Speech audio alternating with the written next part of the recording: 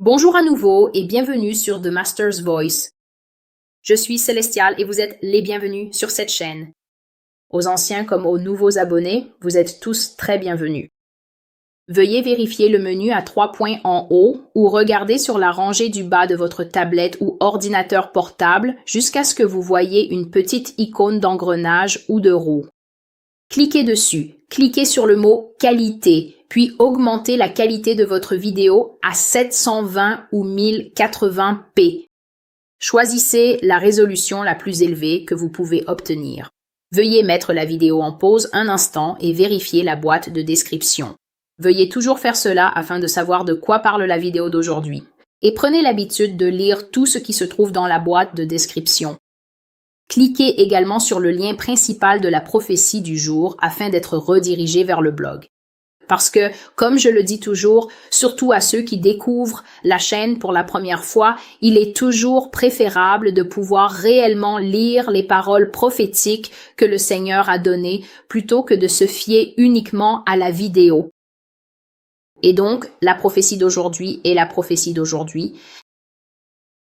C'est un sujet dont j'ai déjà parlé une fois, brièvement, mais aujourd'hui, j'ai fait un rêve très fort. J'ai fait un rêve très fort venant du Seigneur, très détaillé, très long.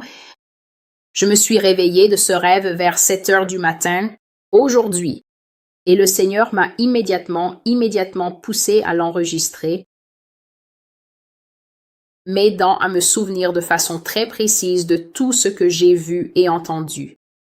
Et il a aussi donné une parole qui se trouve dans ce rêve, et il a ensuite dit que la vidéo devait être faite aujourd'hui et a précisé en outre que cette vidéo, bien qu'elle semble très différente, fait partie de la série sur l'Amérique. La dernière vidéo que j'ai faite de ce genre s'appelle « Un rêve de la fin de l'Amérique ». Et la raison pour laquelle j'ai inclus ce rêve dans la série sur l'Amérique, c'est que non seulement le Seigneur me le mettait très fortement à cœur, mais les gens n'arrêtaient pas de demander. Ils n'arrêtaient pas de demander, en se basant sur des choses qu'ils lisaient sur le blog. Et donc le Seigneur m'a poussé à faire de ce rêve une vidéo, et il est inclus dans la série sur l'Amérique. La série de prophéties sur l'Amérique, si vous êtes nouveau sur cette chaîne, est prophétique. Ce sont des paroles que je reçois du Seigneur Jésus-Christ depuis 2012 jusqu'à aujourd'hui, en 2021. Et ce sont des prophéties qui se concentrent exclusivement sur la nation des États-Unis. Des gens ont demandé si le Seigneur donnait aussi des paroles prophétiques pour d'autres endroits. Oui, le Seigneur le fait, mais principalement, la majorité, plus de 95% des paroles prophétiques que je reçois du Seigneur concernent les États-Unis. Directement. Que ce soit pour révéler son histoire, ses schémas de comportement, ce que le Seigneur a dit qu'il attend, ou en termes de jugement, selon le fait que le Seigneur appelle cette nation Babylone la mystérieuse. D'autres rêves concernant les États-Unis traitent exclusivement du péché de l'Amérique. Et donc ce sera la série sur le péché, et chaque fois que le Seigneur me donnera le feu vert pour commencer cela, alors je passerai à cette série. Mais pour l'instant, le rêve d'aujourd'hui, l'image et le titre en disent assez. Ce rêve s'intitule « Les morts vivants ». La date est le 23 avril 2021. Le verset principal est celui-ci. « Je les ferai manger la chair de leurs fils et de leurs filles. Et chacun mangera la chair de son prochain lors du siège et de la détresse, par lesquels leurs ennemis et ceux qui en veulent à leur vie les affligeront. » Et cela se trouve dans Jérémie, chapitre 19, verset 9. Et donc je prie que, alors que vous écoutez ce rêve, je prie pour que la paix du Seigneur repose sur votre cœur, car dans ce rêve, la paix du Seigneur était avec moi. Pas seulement la paix du Seigneur, mais dans ce rêve, la présence visible, la présence réelle du Seigneur. Dieu était avec moi, Célestial. Et je dois dire d'emblée que ce rêve comporte des aspects très personnels me concernant. Ce rêve inclut des choses que je ne laisse jamais apparaître dans les prophéties. Je pense que lorsque les rêves révèlent des choses très personnelles me concernant, elles n'ont pas besoin de faire partie de toute la parole prophétique pour que l'essentiel et le message de la parole prophétique soient transmis. Ainsi, en écrivant ce rêve, j'ai tout noté, mais je n'avais aucune intention de révéler ces choses. À propos de moi-même, mais le Seigneur m'a dit de donner le rêve en entier, alors je donne le rêve en entier et avant de commencer, je prie pour que la paix du Seigneur soit avec vous et que vous puissiez tirer de cela une compréhension des temps dans lesquels nous entrons. Nous vivons une époque où la télévision essaye de nous présenter la réalité. Nous vivons une époque où la réalité est en fait très fortement éditée. Vous découvrez chaque jour. Vous ne pouvez pas vraiment parler comme vous en auriez besoin. Nous sommes obligés de parler en code à propos de certains sujets qui sont des questions urgentes de notre époque, mais on ne peut plus s'exprimer librement. Parce que si vous le faites, vous serez censuré, annulé, il vous arrivera toutes sortes de choses, vous serez mis en prison sur les réseaux sociaux, toutes sortes de choses arrivent aux gens. Et donc, je pense qu'il est très important que ce soit Dieu lui-même qui nous parle de cette question. C'est essentiellement quelque chose de très connu dans la culture populaire.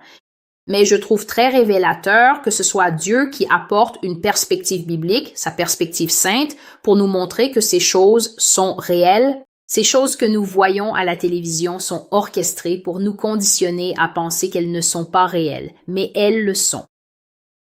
Et donc, j'espère que cette vidéo ne sera pas trop longue, mais essayez de rester jusqu'à la fin car c'est important. Et donc, j'ai commencé en disant que je venais de vivre toute une mini-série de The Walking Dead, alors que je n'ai jamais regardé The Walking Dead. Je ne suis pas intéressée par ce genre de choses. Les films d'horreur ne me conviennent pas. Depuis que je suis née de nouveau, ma tolérance à voir des choses effrayantes est extrêmement faible. Et pourtant, l'ironie, c'est que je vois ces choses tout le temps à travers le prisme du Saint-Esprit. Et donc, après avoir fait ce rêve, voici la parole prophétique que le Seigneur m'a donnée. Dès que je me suis réveillée, dès que j'ai ouvert les yeux et que j'étais tellement soulagée de ne pas vivre réellement dans cette réalité, le Seigneur a dit « Écris-le, écris-le, écris-le et dis-leur ce qui doit arriver ». Voici les choses qui viendront après un temps en Amérique, et elles seront les pires. Peut-être les pires moments que cette nation ait jamais connus. La mort arpentera les rues, appelant leur nom. Ce détail est important à connaître, car la raison pour laquelle la mort les connaîtra, c'est qu'elle surgira du milieu d'eux, leurs proches, leurs enfants, leurs conjoints, leurs amis et leurs anciens collègues de travail. Les personnes qui faisaient partie de leur vie quotidienne les suivront et les détruiront. Et cela sera la réalité. Rends la vision claire. Ainsi, la vision que je vais partager aujourd'hui concerne les morts vivants. Je n'ai pas vu les autres pays du monde, mais Dieu m'a certainement montré différents instantanés des États-Unis d'Amérique, et ils étaient partout. Ils étaient partout aux États-Unis. Ils étaient plus concentrés à certains endroits qu'à d'autres. Et au fur et à mesure que le rêve avançait, j'ai vu qu'il y avait différentes réactions face aux morts vivants, mais ils étaient partout en Amérique et ils étaient très puissants. Ils ont submergé la société. Et quand je dis submergé, c'est vraiment submergé. C'est un peu comme quand on a un problème de souris, de termites ou de punaises de lit, où le nombre de nuisibles dépasse celui des personnes normales sur place. Ainsi, les morts-vivants étaient et sont des gens capables de se déplacer, de courir, de manger de la chair, de poursuivre et de chasser. Et pourtant, ils ne sont pas vivants. Ce ne sont pas des gens.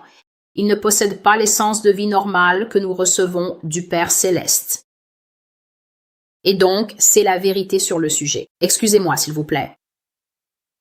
Mon nez. Désolé. C'est la vérité sur le sujet. Et j'ai dit que c'est la vérité, peu importe ce que les gens en pensent. Donc, si vous regardez ceci et que vous pensez que ce dont je parle n'est qu'une dérive de la télévision, je ne suis pas vraiment un téléspectateur à proprement parler. Je n'ai pas vraiment de temps libre dans ma vie pour ça. Et je ne passe certainement pas mon temps à regarder des films de zombies ou quoi que ce soit de ce genre. Mais on ne pouvait aller nulle part sans que ces gens vous traquent et vous tuent. Ils étaient extrêmement efficaces pour tuer des gens. Ils ont pris le contrôle de la société et étaient principalement actifs la nuit. Donc, si vous étiez le genre de personne qui ne comprenait pas rapidement les changements dans la société, et que vous ne faisiez pas ce que vous aviez à faire pendant la journée, alors ce serait entièrement de votre faute, à 100%, quand on se faisait tuer la nuit. Si vous ne faisiez pas ce que vous aviez à faire, c'était pour votre propre compte. Ce qui vous arrivait si vous étiez surpris dehors. Après la tombée de la nuit, la société était devenue une ruine. Et ce sont là mes expériences. Les morts vivants étaient partout et ils mangeaient d'autres personnes. Ils n'étaient jamais satisfaits de ce qu'ils avaient à manger. Ils étaient constamment en train de chasser, et ce qu'ils chassaient principalement, c'était nous, les vivants. Donc dans le rêve, je les voyais se battre, je les voyais se disputer, je les voyais grogner et tirer d'avant en arrière sur les carcasses qu'ils trouvaient. Donc même s'il s'agissait d'une personne vivante, et je l'ai déjà partagé, j'ai déjà vu cela auparavant. Dans un autre rêve où ils attrapaient des vivants, puis en tenaient un par un bras et l'autre par l'autre. Ils se battaient et tiraient jusqu'à ce qu'ils déchirent les gens en deux alors qu'ils étaient encore vivants. Ils étaient aussi forts que ça. Ils possédaient une force surnaturelle. Et j'en parlerai plus tard quand nous en viendrons au fait, quand nous y arriverons, j'en parlerai plus loin dans le rêve. Et donc, ils se battaient toujours pour tout ce qu'ils trouvaient, n'importe quelle carcasse, que ce soit un cerf, une personne, vivante ou morte, ils n'étaient jamais satisfaits de manger de la chair. Ils étaient animés par une faim insatiable de viande fraîche et de sang. Et donc, à cause de cela, il y avait un chagrin extrême et excessif en Amérique, ce qui est évidemment compréhensible, car il y avait une mort extrême et excessive en Amérique, et cette mort était directement liée aux réanimés. Réanimés, c'est simplement ma façon de les appeler. Moi, Célestial, je les appelle simplement réanimés. C'est le nom que je leur donne depuis presque 10 ans, parce que la première fois que j'ai vu ces choses-là, et c'était dans un rêve du Seigneur, je crois, peut-être en juin 2010, mais même si je ne précise pas le mois, c'était définitivement en 2010. Et j'ai déjà partagé ce rêve auparavant. Si j'ai le temps, je le partagerai. Excusez-moi.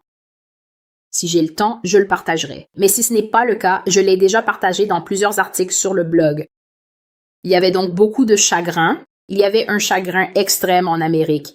Et c'est parce qu'il y avait une mort extrême en Amérique. Être attaqué par des personnes réanimées, qui sont mortes puis revenues à la vie, des personnes réanimées, est devenu la principale cause de mortalité aux États-Unis. Donc, je ne sais pas ce qui se passait ailleurs dans le monde. Je n'ai vu aucun autre pays. J'ai vu clairement l'avenir de l'Amérique. Et ce rêve que j'ai eu était comme un film. C'était tellement réel et tellement vivant que, comme je l'ai dit, quand je me suis réveillée, j'étais choquée. Et j'étais très reconnaissante d'être réveillée parce que je pensais que c'était déjà ma vie. Je pensais que j'y étais déjà, que la vie avait déjà commencé à être comme ça. Et donc, la vie quotidienne et la société, j'ai organisé le rêve en rubriques. J'ai donné des titres aux rêves pour que ce soit plus facile pour vous lorsque vous visiterez le blog et le lirez. Donc, la vie quotidienne et la société, Dieu m'a permis de voir le pire scénario possible de comment. Les gens passeront leur temps à la fin des temps, et pour beaucoup de personnes, c'est ainsi que leur vie prendra fin. Maintenant, je ne vais pas dire que cela concerne exclusivement les personnes qui sont des pécheurs ou que l'Église devra forcément subir cela, mais Dieu m'a simplement montré que ce sera la fin de vie pour beaucoup de gens. Être traqué, avoir peur tout le temps, être brutalement attaqué et être mis en pièces comme par un animal sauvage. C'était une façon terrible de mourir, la manière dont Réanime tuait les gens. Et à cause de cela, il y avait une énorme panique aux États-Unis. Une panique immense, immense. Et il était évident pour toutes les personnes vivantes à cette époque que le pire moment pour être un être humain vivant, une personne normale comme moi, c'était la nuit. C'était parfaitement clair et je vais continuer à le répéter.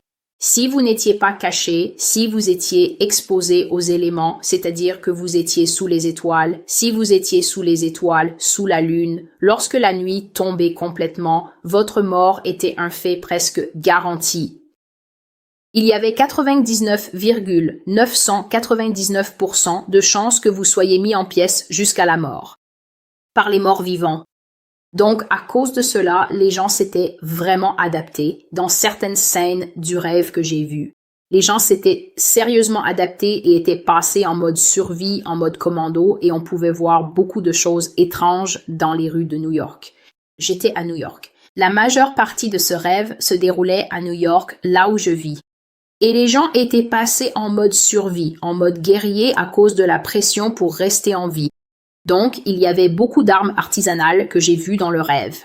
Il y avait beaucoup d'outils que les gens utilisent habituellement, disons pour le jardinage ou une machette, vous voyez, des choses qu'on utilise pour s'occuper des palmiers et ce genre de choses. Beaucoup d'armes artisanales étaient utilisées. J'ai vu des gens marcher dans la rue avec de la peinture de camouflage, vous voyez, et tout le monde faisait simplement tout ce qu'il pouvait pour survivre. Donc j'ai vu un homme, vous savez, façon Rambo, avec des balles en bandoulière sur le corps, et il avait une très grosse arme. Et ce n'était même pas une situation où quelqu'un aurait dit « Monsieur, avez-vous un permis pour ça ?» Et la raison, c'est qu'il n'y avait pas de policier. Il n'y avait aucun agent de l'ordre. Alors, qui allait lui poser la question? Et puis j'ai vu un autre homme qui était en mode camouflage complet. Et c'était un camouflage façon époque du Vietnam. Donc cet homme portait un casque de style Vietnam et il y avait de l'herbe dessus, de la terre, de la boue et il avait du charbon partout sur le visage. Et ses vêtements, tels qu'ils étaient couverts d'herbe, de terre et de choses qui étaient collées à son corps. Et pourtant, cet homme était là, marchant sur la 7e avenue. Il marchait en plein milieu de la 7e avenue, au cœur de Manhattan.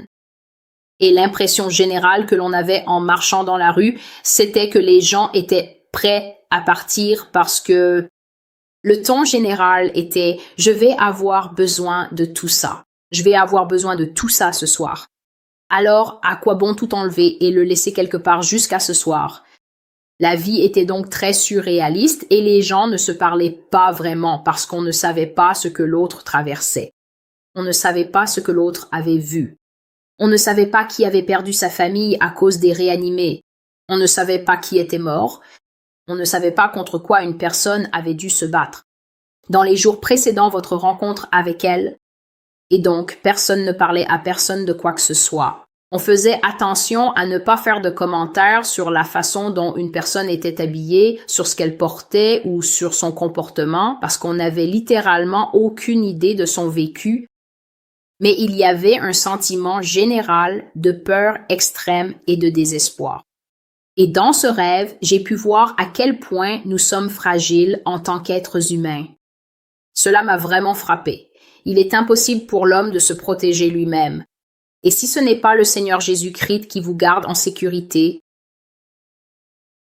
rien d'autre ne pourra vous protéger. Donc j'ai vu la main du Seigneur dans ma vie dans ce rêve. Et je pense que c'est peut-être la raison pour laquelle le Seigneur a tenu à ce que je raconte le rêve tel qu'il était. Donnez-moi juste un instant, s'il vous plaît. Je vais essayer de faire quelque chose pour l'éclairage. Un instant.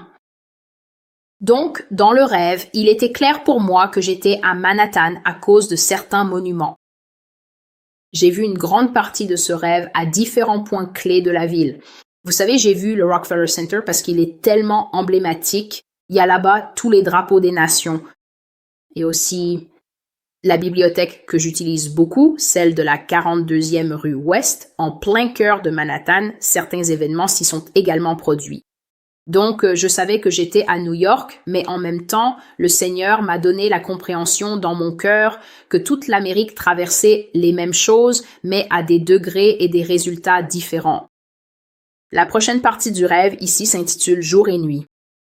Maintenant, je ne me souviens plus comment toute la société fonctionnait en permanence parce que le sentiment prédominant auquel je faisais face dans le rêve était la survie. Oui, il y avait des gens ordinaires, des gens normaux comme moi qui marchaient ici et là, mais parfois, dans le rêve, je voyais des gens vivre la vraie vie. Et puis, parfois dans le rêve, tout avait disparu. Il n'y avait plus personne autour, il n'y avait que moi. C'était donc très désolé. À certains moments dans ce rêve, c'était comme dans ce film avec Will Smith et son chien « Je suis une légende ». Maintenant, je n'ai jamais vu ce film parce qu'une fois que j'ai su qu'il y avait un film avec des morts vivants et juste une seule personne, il était hors de question que je le regarde. Donc jusqu'à présent, peu importe l'ancienneté du film, je ne l'ai jamais vu. Mais à certains moments dans le rêve, c'était vraiment cette impression et cette apparence parce qu'il n'y avait que moi. Et puis, à d'autres moments, je voyais d'autres personnes. Donc, encore une fois, dans cette partie du rêve, le Seigneur mettait l'accent sur l'importance du jour. Si tu devais trouver de la nourriture, si tu devais trouver des médicaments, si tu voyais que le moment approchait où tu aurais besoin d'un abri. Parce que les gens voyageaient à travers les États-Unis, donc tu étais en mouvement, tu n'étais pas stationnaire. Et j'ai partagé cela dans la vidéo précédente intitulée « Un rêve de la fin de l'Amérique » qu'il fallait continuer à avancer. Il n'y avait aucune chance que quelqu'un de sensé reste simplement à un endroit, à moins qu'il n'y ait une communauté protégée là-bas. Et j'ai effectivement des rêves qui montrent que des gens ont construit des communautés fonctionnelles et protégées. Mais si tu devais trouver un abri, si tu avais besoin de médicaments, si tu avais besoin de nourriture ou si tu essayais de trouver d'autres personnes pour pouvoir rejoindre leur groupe et être avec eux, tu pouvais le faire pendant la journée. Et il est très important de comprendre qu'il s'agit de la journée, quand le soleil est levé. Donc le soleil doit être levé comme à 8 heures ou 9 heures du matin. Je ne parle pas de cette ambiance brumeuse de 7 heures du matin. Je ne parle pas de l'avant-aube et je ne parle pas non plus du moment où, tu sais, l'aube commence à poindre, tu ne pouvais pas te déplacer à ces moments-là. Le soleil devait être levé et chaud avant que tu puisses te mettre en mouvement. Et donc, je l'ai précisé sur le blog et je vais le préciser ici. Tu ne pouvais pas bouger. Ce n'est pas juste une expression ou un euphémisme du genre « Oh, tu ne peux pas trop bouger ». Tu ne pouvais pas. Si tu bougeais, si tu faisais le moindre mouvement, cela produisait un bruit. Les rêves sont étranges. Tu es en train de regarder un rêve, donc tu pourrais être en train de fixer une image ou de regarder une scène qui se déroule. Et pourtant, dans mes rêves, le Seigneur montre autre chose, peut-être dans un coin du rêve, pour mettre en valeur ce que tu es en train de regarder. Et donc, j'ai vu que tu ne pouvais pas bouger, ni faire de bruit avec ton corps, ni rien faire qui puisse provoquer un son. Parce que si tu le faisais, ce qui apparaissait ici, c'était l'oreille d'un réanimé. J'ai donc vu l'oreille de l'une de ces personnes mortes vivantes et j'ai vu le son y pénétrer. C'était comme des ondes sonores qui entraient dans l'oreille et par le simple fait de percevoir l'onde sonore, qui pénétrait dans l'oreille de cette étrange créature. Elle pivotait instantanément sur elle-même et elle parvenait alors presque parfaitement à localiser, avec une précision redoutable d'environ 1 mètre. L'endroit exact où se trouvait la personne dans l'espace environnant. Donc j'ai vu l'oreille, comme ici en haut dans le rêve, et une personne avait bougé comme si quelqu'un se déplaçait et que son mouvement faisait du bruit. Et le réanimé, juste l'oreille du réanimé, a entendu le bruit, puis le réanimé s'est retourné et a commencé à suivre, suivant une trajectoire presque parfaite hors de la forêt, hors des buissons, jusqu'à l'endroit où se trouvait la personne qui avait fait le bruit. Et donc, quand tu t'installais, tu devais rester comme ça. Tu devais rester comme ça. Tu ne pouvais pas céder à tes envies corporelles, ni éternuer, ni bouger, ni ronfler ou quoi que ce soit de ce genre. Tu ne pouvais pas faire ça. Il y avait quelque chose dont je me souvenais du rêve, mais je ne voulais tout simplement pas y retourner et l'écrire. Parce que je dis souvent que mes rêves sont tellement détaillés que si je devais tout capturer, les publications seraient des pages et des pages de long. Elles sont déjà assez longues comme ça pour ceux d'entre vous qui visitent le blog. Donc je vais simplement dire ceci. Pour prouver cette histoire de mouvement, il y avait un homme dans le sud. J'y reviendrai parce qu'il y avait une différence entre la façon dont les choses se passaient en ville et la façon dont elles se passaient dans le sud. Dieu m'a montré un homme dans le sud et c'était un homme âgé, un fermier à la retraite. Ses cheveux étaient déjà devenus gris. C'était un homme mince, nerveux et fort. Et comme cet homme ne travaillait plus, il ne faisait que 2 choses toute la journée. Il s'asseyait sur le porche de sa maison dans un fauteuil à bascule avec un fusil posé en travers de ses genoux. et il restait assis sur son porche à observer les gens qui faisaient leur trajet en quittant la ville ou en entrant dans la ville ou quoi qu'ils fassent. Et quand le soleil était levé et qu'il faisait chaud, il somnolait. Il somnolait dans son fauteuil, il se reposait et il gardait toujours son fusil sur ses genoux. Mais la nuit venue, cet homme rentrait chez lui et toutes les portes de sa maison étaient fermées et barrées. Ce n'est donc pas comme si la porte de sa chambre était ouverte sur le couloir menant à la salle de bain. Chaque porte et chaque fenêtre de la maison de cet homme était fermée et elle était barrée ou verrouillée. Et puis il s'asseyait dans son salon, bien droit sur une chaise, et il prenait son fusil, sur ses genoux, mais prêt à s'en servir. Et ensuite, il restait assis ainsi toute la nuit. Je ne sais pas comment ce vieil homme s'est entraîné à faire ça. C'est peut-être simplement des années à se réveiller à 5 heures du matin. Je ne sais pas ce que c'est, mais il ne bougeait pas. Et Dieu m'a montré cet homme comme un exemple du type de renoncement à soi et de discipline qu'il faudra pour vivre ou du moins survivre à cette époque. Je me souviens donc très clairement de ce vieil homme, vieux, mais fort, sec. Il restait assis toute la nuit avec son fusil et il ne somnolait pas. Il ne clignait pas des yeux et il ne tapait pas des pieds ni ne faisait de bruit. Et aucun réanimé n'est venu chez lui. Donc, je n'ai aucune idée si cet homme est chrétien ou s'il est simplement discipliné, mais aucun réanimé n'est venu chez lui. Il dormait pendant la journée, puis il restait assis bien droit sur une chaise toute la nuit sans rien faire. Juste surveiller. Et donc, il ne fallait pas bouger car le moindre bruit vous trahirait. Et cela est confirmé par plusieurs rêves que j'ai eus concernant les réanimés, à quel point ils entendent bien, à quel point ils traquent bien et à quel point ils sont sauvages lorsqu'ils attrapent des gens. Et donc la société à ce stade, la société à différents moments dans le rêve, je voyais la société américaine à différentes époques, et là, la société était descendue au point où nous vivions en faisant les poubelles. Vous pouvez aussi retrouver cela dans le rêve, un rêve de la fin de l'Amérique. Nous faisions les poubelles, ce qui signifie que nous entrions dans des maisons abandonnées et que nous fouillions simplement les placards pour voir s'il restait des conserves. Est-ce qu'il y avait des céréales? Y avait-il des aliments rapides que l'on pouvait manger? Et quand on faisait cela, on ne se sentait absolument pas coupable. Parce qu'au stade où l'on fait les poubelles, on essaie simplement de survivre. On ne pense pas à l'éthique morale de savoir à qui appartient cette maison. Devrais-je entrer par effraction dans cette maison? Est-ce que c'est du vol? On ne pense pas à ces choses-là. On fait simplement ce qu'on doit faire.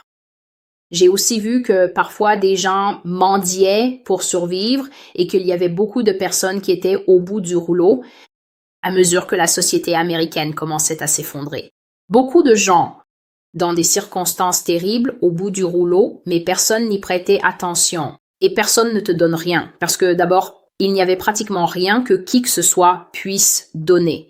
Et ensuite, il aurait fallu être exceptionnellement généreux pour donner quoi que ce soit à une personne qui mendiait. Et il ne restait tout simplement plus beaucoup de personnes au grand cœur. La section suivante s'appelle donc « Deux réalités en une ». Ce rêve m'a troublé à ce sujet. Le Seigneur n'arrêtait pas de passer d'une réalité à une autre, et parfois elles se superposaient l'une à l'autre. Donc dans une réalité, tout le monde avait encore un emploi.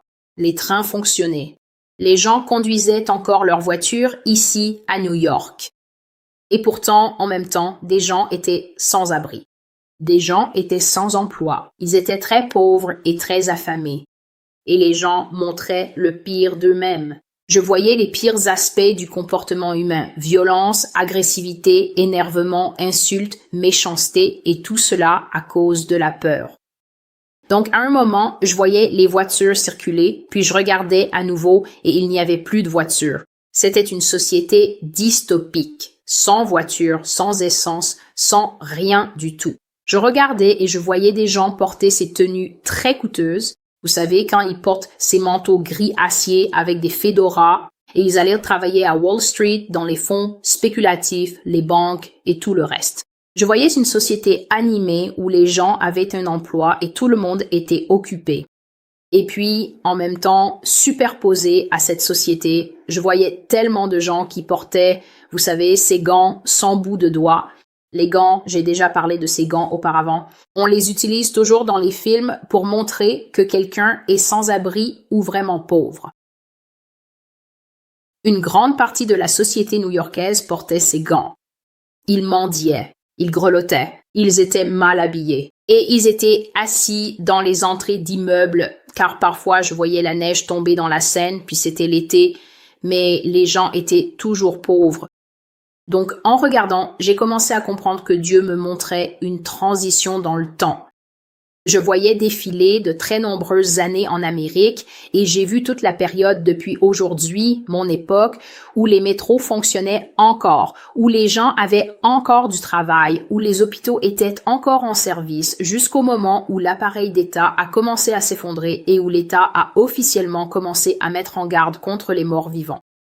Il est donc venu un moment dans la société américaine où le gouvernement, je vais continuer et faire cela, a dû avouer. Ils ont dû admettre que les morts vivants existaient, que les morts vivants tuaient des gens et que la population devait être avertie. Et puis j'ai vu le moment où il n'y avait tout simplement plus de gouvernement. Il ne restait plus que toi et Dieu, et c'était tout. La partie suivante s'intitule « Réaction du gouvernement et révélation des dissimulations ».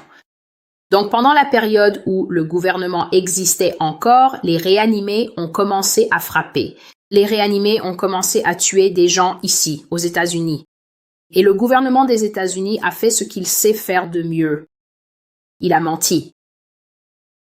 Ils ont donc essayé de faire croire qu'il s'agissait d'incidents isolés lorsque ces corps ont commencé à apparaître et que les corps étaient mutilés juste ici, au niveau du cou. Il y avait donc beaucoup de meurtres qui avaient lieu avec des blessures sauvages juste ici, au niveau du cou. Et parfois, dévorés jusqu'au menton, jusqu'à la joue. Je suis désolée d'être aussi graphique, mais c'est la réalité. C'est ce que j'ai vu. Et les médecins étaient très choqués. Et les médecins disaient, très franchement, la vérité, à savoir que nous pouvons voir que d'autres personnes les ont tués. Mais le gouvernement mentait. Et le gouvernement disait que non, il s'agissait de meurtres commis par un rôdeur nocturne. Et ce soir, nous recherchons le tueur en série dans la ville de Chicago. Mais tout cela n'était que des mensonges. Ce n'était qu'une diversion. Les États-Unis. Le gouvernement accuse sans cesse la population de désinformation. Mais la vérité, c'est qu'ils sont eux-mêmes la plus grande source de désinformation. Et la raison pour laquelle ils réussissent aussi bien, c'est parce qu'ils possèdent tous les leviers des médias. Ils possèdent toutes les publications. Ils possèdent tout. Ou ils sont de mèche. Ils sont de connivence avec les citoyens privés et les entreprises qui possèdent tout. Et donc, les plus grandes campagnes de désinformation viennent des États-Unis, du gouvernement. Et dans ce cas-là, ce n'était pas différent. Ils ont menti encore et encore à la population en leur faisant croire qu'ils étaient traqués par quelque chose d'humain. Et la seule raison pour laquelle la situation a commencé à changer, c'est à cause de ce dont je vais parler ensuite dans cette section intitulée « Meurtre ». La situation a commencé à évoluer parce que les médecins légistes et les médecins des États-Unis ont refusé de mentir. Ainsi, le gouvernement n'a commencé à avertir et à avouer ce qui se passait que parce que les médecins ont refusé de modifier leurs rapports médicaux. Le Seigneur m'a donc montré comment les médecins légistes de New York étaient d'abord très perplexes lorsque les premiers corps ont commencé à apparaître. J'ai vu un homme âgé aux cheveux blancs et il secouait la tête, la main posée sur la bouche comme ceci, et il regardait un corps sur lequel il travaillait. Il examinait ce corps depuis un certain temps pour voir s'il y avait des traces d'un chien ou peut-être d'un raton laveur sauvage, ou il était même prêt à accepter un loup. C'est un médecin new-yorkais, à New York même, pas dans les environs, mais bien dans la ville elle-même. Mais il était même prêt à envisager qu'un chien ait arraché la gorge de la personne qu'il examinait. Il était prêt à envisager cela plutôt que d'avoir à admettre ce que ses yeux et son expertise lui révélaient. Mais plus tard, lorsque la police est venue le voir et lui a demandé « Hé, docteur, qu'est-ce qui, selon vous, a pu mettre cette personne dans un tel état ?» Il a répondu « C'est une personne. C'est une personne qui a fait ça. » Et il a finalement retiré le drap et leur a montré toutes les marques de morsures qui correspondent à nos dents. Et le Seigneur m'a fait un gros plan. Donc, je regardais comme les policiers regardaient. Et j'ai vu exactement le même type de marque de morsure que nous laissons sur des parts de pizza ou dans nos hamburgers. J'ai vu ces mêmes marques sur la personne et j'ai vu les coups de plusieurs personnes mortes, leurs bras, différentes parties de leur corps, leurs cuisses. J'ai vu nos dents sur eux. Et les médecins étaient perplexes, mais aussi déterminés. Et ils ont dit qu'ils ne changeraient pas leur diagnostic final, même si la police ou même les tribunaux continuaient à demander. Vous en êtes sûr? Le médecin a dit, c'est une personne. Ce sont des marques de dents humaines et c'est ce que je vais mettre dans mon rapport. Alors j'ai vu que les rapports commençaient à s'accumuler jusqu'à ce que finalement le CDC soit obligé de réagir et que le gouvernement doive avouer. Ils ont averti la population et leur ont dit que les réanimés existaient et qu'ils devaient prendre des mesures pour se protéger. Et voilà le truc. La population n'a pas réagi comme on pourrait le croire. On pourrait penser qu'ils seraient furieux, qu'ils formeraient une foule et voudraient lyncher les responsables du gouvernement. Et en effet, il y avait ce genre de sentiment. Mais dans l'ensemble, les gens l'ont beaucoup mieux pris qu'on ne l'aurait imaginé. Et la raison, c'est que tant de personnes étaient déjà mortes que tout le monde avait peur et voulait simplement savoir quoi faire pour rester en sécurité. La prochaine partie s'appelle donc « Description ». J'ai vu à quoi ressemblaient les réanimés et je les ai vus plusieurs fois, mais je vais les décrire ici. Alors Dieu en avait regroupé quelques-uns et il y avait des hommes et il y avait des femmes. Et oui, il y avait des enfants, des adolescents et d'autres personnes. Ils se tenaient ensemble et ils se tenaient comme le ferait le casting d'un film. Vous voyez comme ils se tiennent tous ensemble, mais ils ne se tenaient pas vraiment comme ça. Ils se tenaient comme on s'attendrait à ce que des zombies se tiennent. Donc c'était juste, peu importe. Et j'ai pu les voir de près et j'ai vu que c'était vraiment des gens, c'était vraiment des personnes qui avaient été des personnes. Jusqu'au fait qu'ils avaient les piercings au nez, les boucles d'oreilles et les tatouages qu'ils avaient dans la vraie vie. Et c'est ainsi que j'ai compris très clairement ce que le Seigneur m'a toujours montré, du moins récemment, à savoir que les réanimés viennent d'entre nous. Donc, si vous regardez quoi que ce soit et que ça vous dit, je ne sais pas, que quelque chose va venir de l'espace et transformer les gens comme ça, ou que ce sera quelque chose, les réanimés surgiront parmi la population actuelle. Les gens qui vivent aujourd'hui, l'humanité qui vit maintenant, c'est de là que viendront les réanimés. Ils ne viendront pas d'un endroit lointain. Ce ne sont pas des personnes génétiquement modifiées. Alors ne pensez pas qu'il s'agit de personnes créées en laboratoire ou de clones. Il n'y a rien de tout cela. Ce sont de vraies personnes comme nous qui ont un travail, des enfants, une maison, et il va leur arriver quelque chose qui va complètement les changer et les modifier. Et ils vont devenir différents. Ils seront morts et ils seront extrêmement dangereux. Donc ils ne peuvent pas parler. Leur voix, leur centre du langage, leur corde vocale ne fonctionnent pas. Tout ce qu'ils peuvent faire, c'est rugir quand ils sont en colère, ce rugissement horrible que je ne vais pas imiter.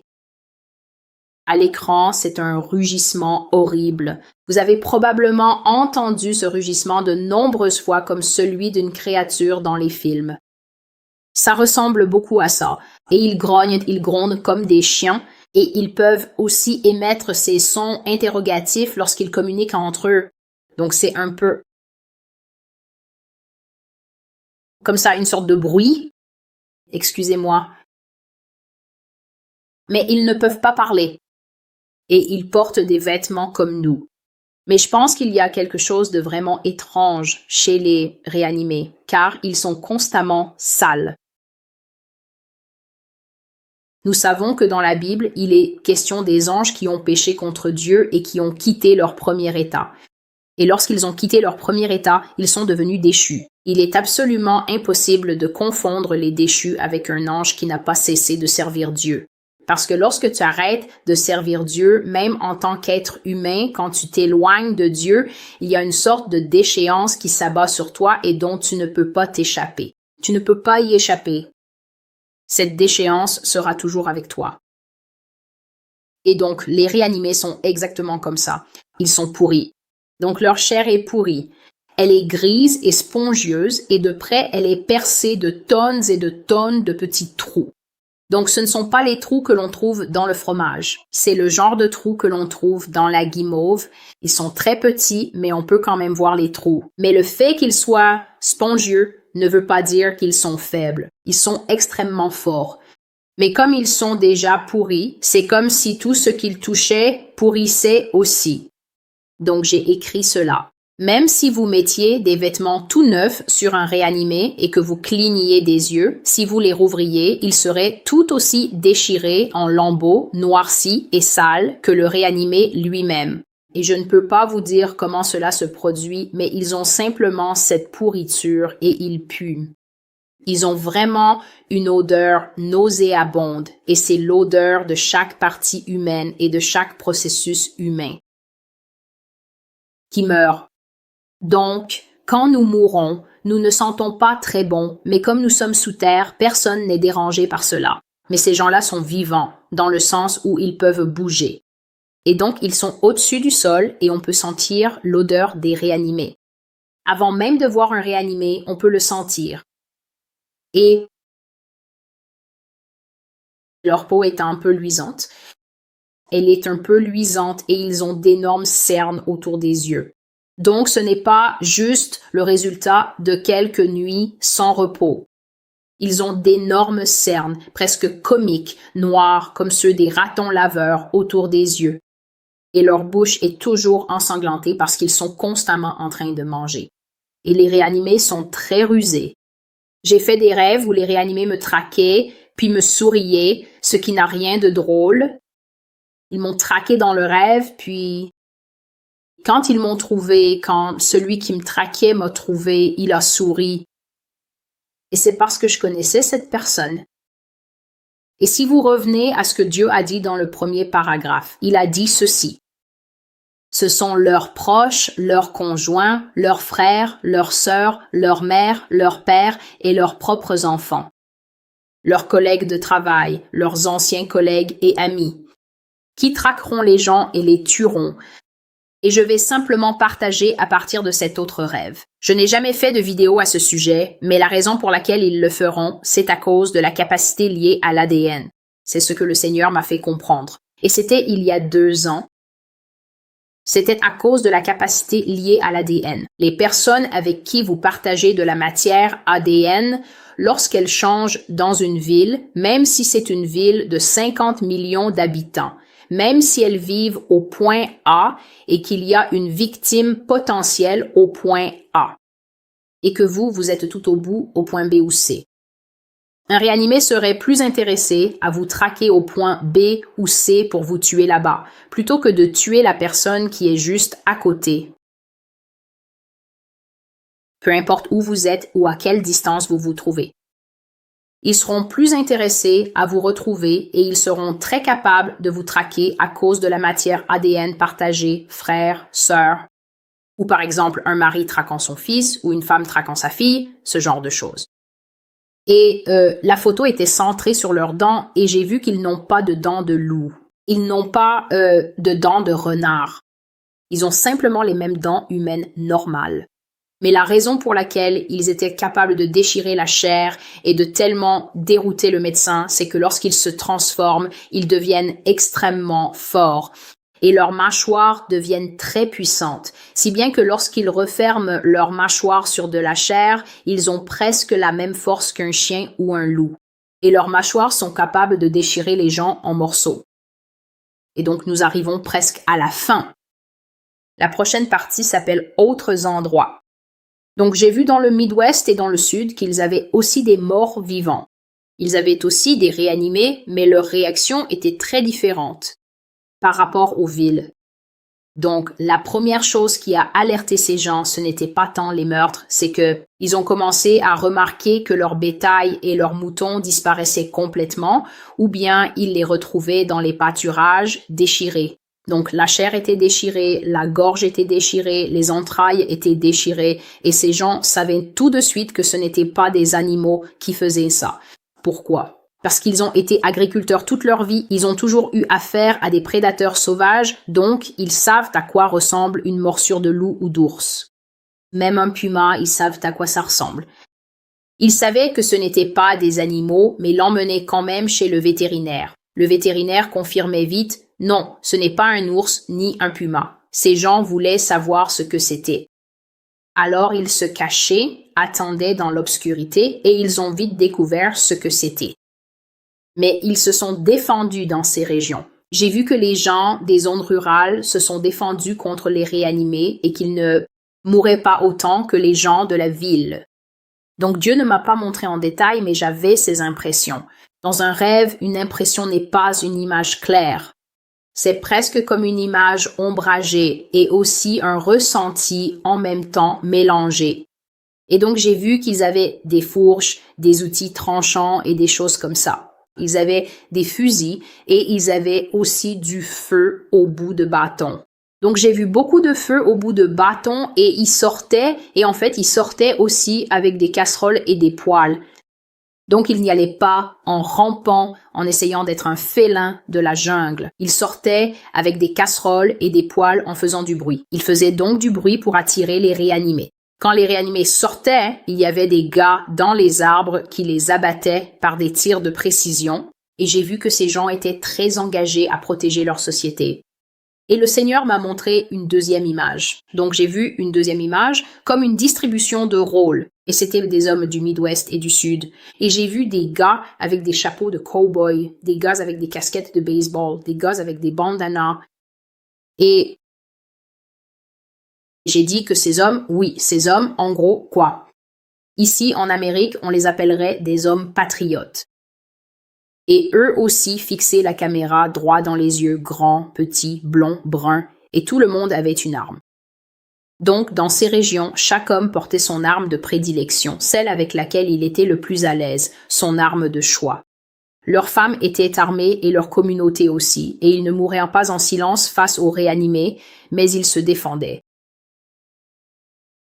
Et c'est là l'essentiel du rêve, sauf que maintenant, nous arrivons à la partie dont j'ai parlé, c'est-à-dire mes expériences personnelles.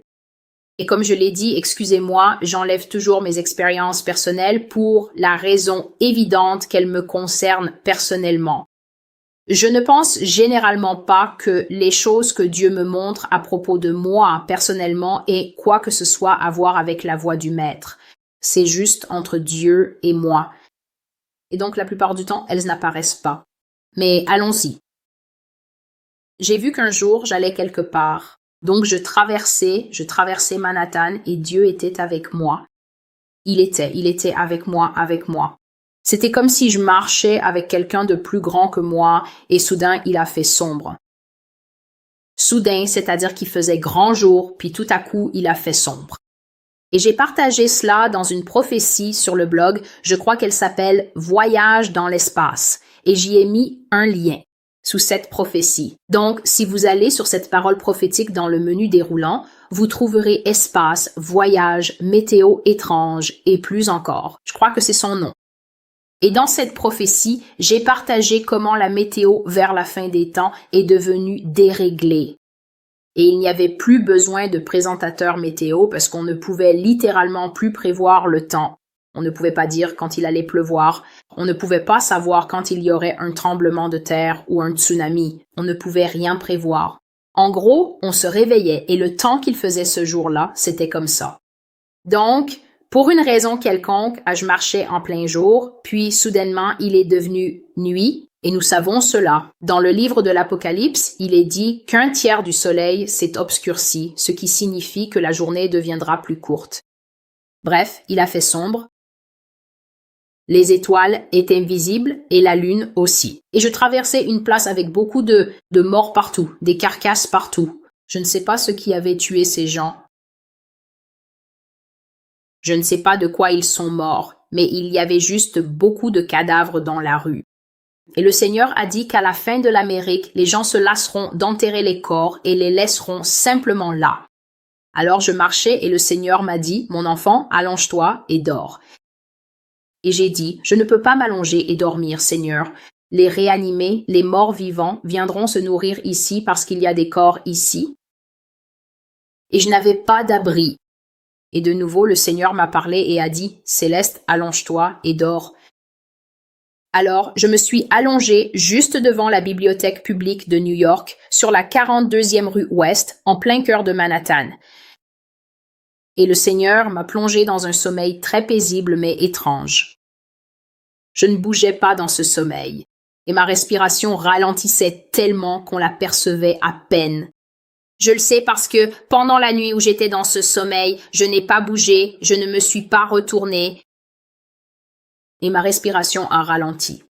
Les réanimés sont venus et ils se nourrissaient des gens sur cette place toute la nuit. Et j'entendais leurs pas traînants et je les entendais émettre ces sons interrogateurs entre eux, essayant de communiquer. Et ils se sont approchés de moi. L'un d'eux s'est approché de moi et m'a reniflé de si près, comme pour voir si de l'air sortait de ma bouche, mais ma respiration avait tellement ralenti. Et puis le Seigneur était là, juste à côté de moi. Le Seigneur était vraiment, vraiment là avec moi.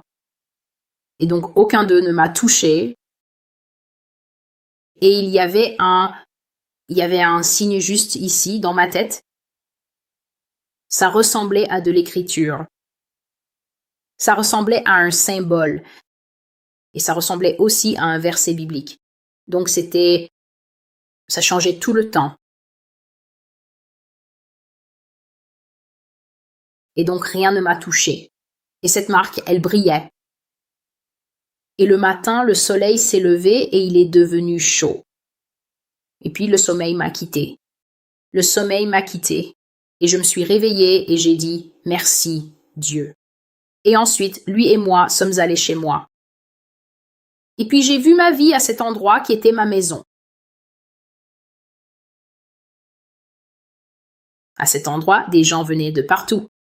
Ils venaient de partout. Je ne sais pas si c'était du monde entier ou de toute l'Amérique, mais ils voyageaient jusque-là. C'était presque comme faire un pèlerinage là-bas, tu sais. Et ils venaient là et me demandaient quelle était la parole du Seigneur. Ils venaient et me demandaient qu'est-ce que le Seigneur nous dit et comment pouvons-nous plaire au Seigneur et où devrions-nous aller et que dois-je faire et que puis-je faire pour plaire à Dieu. Donc je ne pouvais pas quitter cet endroit. Je devais rester à cet endroit parce que c'est là que l'on savait que j'étais. Et les gens venaient constamment là-bas. Et je ne pouvais pas m'occuper de ma propre vie. Je ne pouvais pas m'occuper des choses dont nous étions tous censés nous occuper. Vous savez, il faut de la nourriture, il faut ceci et cela. Je ne pouvais pas faire cela. Mais les gens m'apportaient de la nourriture, ils m'apportaient des cadeaux, ils m'apportaient des choses. Donc, d'une certaine manière, Dieu prenait soin de moi à travers cela. Et on aurait dit que j'étais dans un très grand rocher. Ce n'est pas à l'intérieur du rocher, ce n'était pas une grotte. L'image que j'avais, c'est que tout mon corps était enfermé dans une immense falaise de granit, ce qui n'est pas possible. Et seul mon visage était visible. Donc, il n'y avait que mon visage qui était visible. Et les gens venaient s'informer. Et il y a quelque chose comme ça dans la Bible. Il est dit cela souvent à propos des prophètes du Seigneur, que les gens faisaient un voyage vers un certain endroit. Et dans la Bible, la façon dont c'est écrit, c'est qu'ils venaient s'enquérir auprès du visage du Seigneur. Et bien sûr, ce n'était pas réellement le visage du Seigneur. C'était Moïse, ou c'était Samuel, ou c'était quelqu'un d'autre. Mais j'étais enfermée dans une immense falaise rocheuse grise et seul mon visage était visible. C'est ainsi que l'image est apparue à un moment donné. Et les gens venaient, ils parlaient à mon visage et me posaient des questions. Et alors, je prophétisais pour eux. Et je faisais cela depuis l'aube jusqu'à ce que la nuit tombe et que je sois fatiguée. Et ensuite, ils partaient. Et cette nuit-là, chaque nuit, le sommeil du Seigneur venait sur moi et je dormais. Et quelqu'un restait là et veillait sur moi toute la nuit.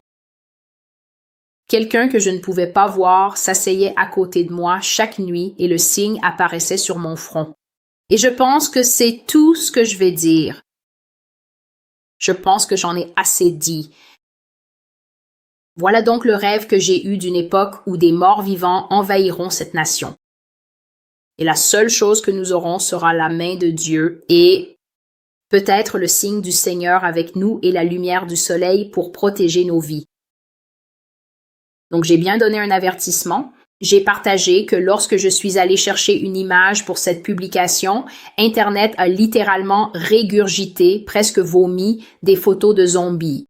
Et ce n'était pas seulement des dessins de zombies. J'aurais compris s'il s'agissait de dessins de zombies, mais ce n'était pas le cas. C'était des photos de nous, la société moderne, déguisée en zombies, aimant les zombies, organisant des fêtes de zombies, se faisant des modifications faciales sur le visage. Je n'arrive pas vraiment à trouver le mot, mais ce sont ces trucs en plastique qu'on met sur le visage. C'est comme de la pâte à modeler. Et ensuite, on dirait que ton visage a été déchiré. Donc, tu montres les dents ici et le sang coule partout. J'ai vu énormément d'images de petits-enfants. Leurs parents leur avaient mis des lentilles de contact rouges dans les yeux et versé du sang sur le devant. Et ils emmenaient ces enfants à des événements, des fêtes et à Halloween. Et quand j'ai vu ça, j'ai été bouleversée. Parce que ce sont les choses que nous faisons en tant qu'êtres humains.